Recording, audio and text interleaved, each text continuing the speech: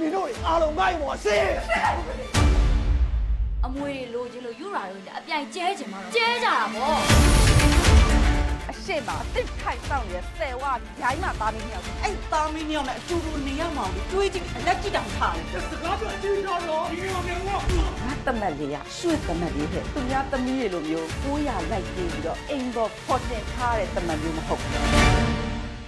နင်ကငါတမက်နော်ငါခိုက်တဲ့အတိုင်းလုပ်ရမယ်တိုင်းမှာသိမယ်နွား注意啊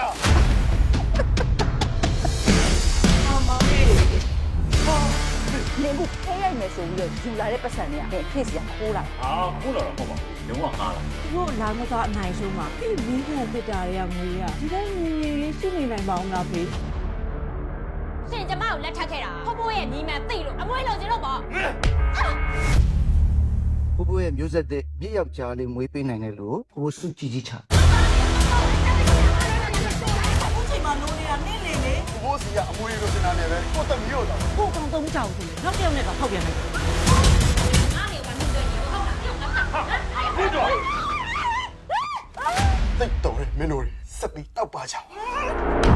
โอเคနေလို့တော့ကိုဝင်ရှိနေပြီဗျာအဲ့ကိုကြီးနဲ့ပြနေတယ်ဆိုတာလေပိုက်ရနေတာမဟုတ်ကိုဝင်မြန်မြန်ရအောင်လို့တွင်းနေတာနားနေလားအဖေရဲ့ချွေးမနဲ့မီးရလေအဖေကိုရင်းကြီးတွေ့နေရနော်你跟我写的时候，你可以讲好的不啦？这个婆婆把你都谁呀嘞？不要嘞！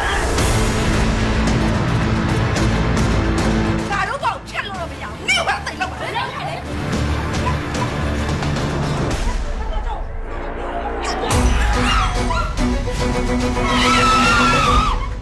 你တို့လူလိုပြောလို့မရဘူးလားဟမ်ရှင်လည်းမလုပ်ပါနဲ့